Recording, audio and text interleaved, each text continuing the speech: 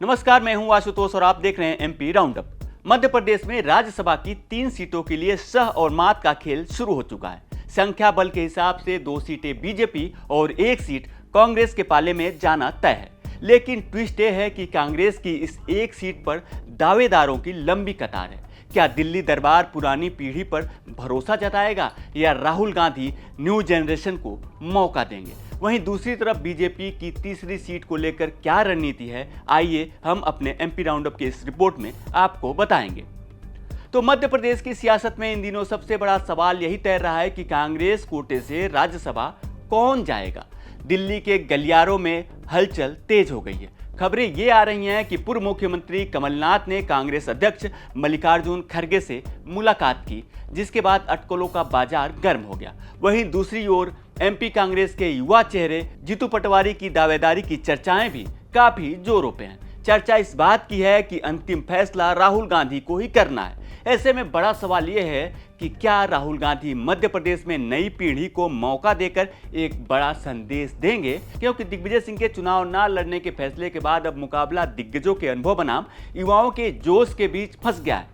जानकारों का मानना है कि अगर राहुल गांधी नई पीढ़ी और सोशल जस्टिस दोनों फार्मूलों को एक साथ मिलाते हैं तो कमलनाथ और जीतू पटवारी की जगह किसी बड़े आदिवासी चेहरे की लॉटरी लग सकती है। हालांकि दिग्विजय सिंह के रेस से हटने के बाद कमलनाथ इकलौते ऐसे छत्रप बचे हैं जिनकी स्वीकार्यता अधिकांश विधायकों में है। अब पार्टी के भीतर ऐसी हवा बनाने की कोशिश हो रही है कि किसी बाहरी या बहुत जूनियर नेता को उतारने पर क्रॉस वोटिंग का खतरा बढ़ सकता है, जिसका फायदा उठाने के लिए बीजेपी बैक सीट पर बैठी हुई है।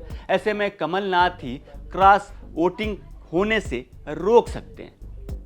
हमने इसको लेकर के बात की वरिष्ठ पत्रकार जय नागरा जी से और पूछा कि क्या कमलनाथ क्रॉस वोटिंग रोक सकते हैं, जैसा कि हवा बनाने की कोशिश हो रही है। हमने ये भी सवाल किया कि जब 2019 में कांग्रेस की सरकार गिरी थी तो उस वक्त राज्य के मुख्यमंत्री खुद कमलनाथ ही थे, लेकिन वो सरकार गिरने से नहीं बचा पाए। तो क्या इस बार वो क्रॉस वोटिंग से बचा पाएंगे अपनी पार्टी को? ये बात सही है कि मध्य प्रदेश में इस समय कांग्रेस में से राज्यसभा में कौन जाएगा, इसको लेकर के सबसे ज्यादा कयास लगाए जा रहे हैं। और इसकी वजह यह है कि दिग्विजय सिंह जी चूंकि मना कर चुके हैं और इसलिए ये एक बड़ा सवाल है कि अब कौन जाएगा। तो जैसा आपने कहा कि ये बात सच है कि कांग्रेस के सामने सारे विकल्प खुले हैं। क्या वो युवाओं को मौका देगी या किसी आदिवासी चेहरे को देगी या किस तरह से वो महिलाओं में से किसी को दे सकती है।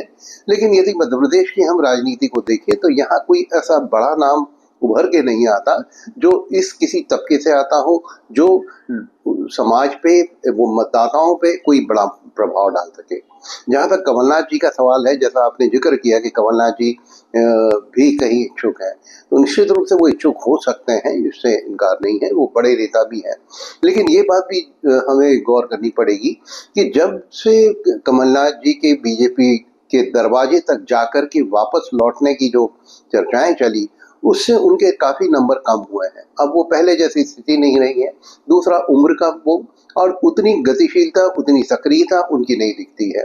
उसकी तुलना में आज भी दिग्विजय सिंह ज्यादा सक्रिय हैं, ज्यादा आम कार्यकर्ताओं से, कांग्रेस से वो ज्यादा जुड़े हुए हैं। बल्कि मध्य प्रदेश में यदि ये कहें तो एक सर्वमान्य नेता के रूप में दिग्विजय सिंह का नाम आता है।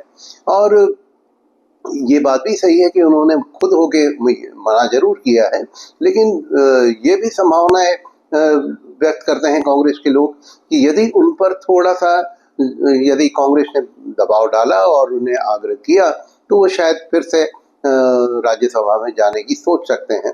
उनके जाने का फायदा ये है कि निश्चित रूप से वे एक अनुभवी नेता हैं और दूसरा वो कांग्रेस के पक्ष को, कांग्रेस की विचारधारा को बहुत दमखम से हर प्लेटफॉर्म पे रखने की मादा रखते हैं। तो निश्चित रूप से राज्यसभा में उनकी उपस्थिति कांग्रेस के लिए मायने रखती है।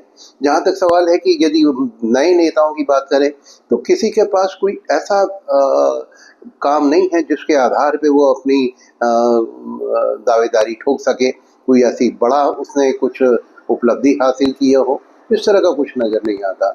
और ये बात है कि अंतिम तौर पे ये सारी चीजें राहुल जी के पर ही निर्भर होंगी। और इस समय राहुल जी की कौन गुड बुक में है और क्या वो निर्णय लेते हैं। लेकिन ये भी हम देख रहे हैं, चाहे हम राजस्थान के बारे में देखें, चाहे अभी कर्नाटक की राजनीति में, राहुल जी भी अनुभवी लोगों को, अपने पार्टी के पुराने लोगों को साथ में जोड़े रखने की मंशा रखते हैं।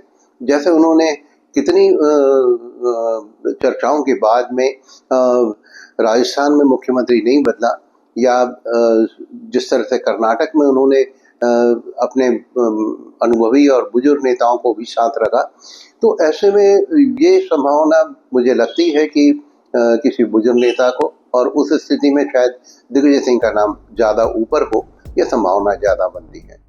वहीं दूसरी तरफ बीजेपी खेमे में भी इस एक सीट को लेकर रणनीति बननी शुरू हो गई है। सियासी गलियारों में सुगबुगाहट थी कि क्या बीजेपी तीसरी सीट पर अपना उम्मीदवार उतारकर कांग्रेस का खेल बिगाड़ेगी, लेकिन सूत्रों की माने तो दिल्ली बीजेपी आला कमान ने राज्य नेतृत्व को साफ हिदायत दी है कि तीसरी सीट को लेकर के कोई बयानबाजी ना की जाए। यानी बीजेपी फिलहाल किसी क्रॉस वोटिंग या ट्विस्ट के मूड में नहीं है और केवल अपनी 2 सीटों पर ही फोकस कर रही है।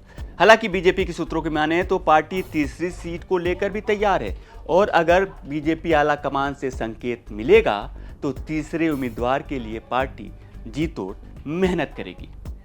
मध्य प्रदेश की 3 राज्यसभा सीटों में से 2 पर बीजेपी और 1 पर कांग्रेस का कब्जा है, और माना जा रहा है कि जो चुनाव होंगे उसमें भी यही हाल होगा। संख्या बल पूरी तरीके से स्पष्ट है, लेकिन कांग्रेस के भीतर अंदरूनी खींचतान इस चुनाव को दिलचस्प बना रही है। क्या कमलनाथ का तजुर्बा भारी पड़ेगा या जीतू पटवारी की युवा सोच बाजी मारेगी, इस पर पूरे प्रदेश की नज़रें टिकी हुई हैं। तो साफ है कि बीजेपी जहां शांति से अपने 2 सीटों को सुरक्षित करने में जुटी है, वहीं कांग्रेस के लिए ये 1 सीट नाक का सवाल बन गई है। फैसला राहुल गांधी की मेज पर है, और वो अतीत के तजुर्बे को चुनते हैं या भविष्य की राजनीति को, ये राहुल गांधी के ऊपर डिपेंड करता है।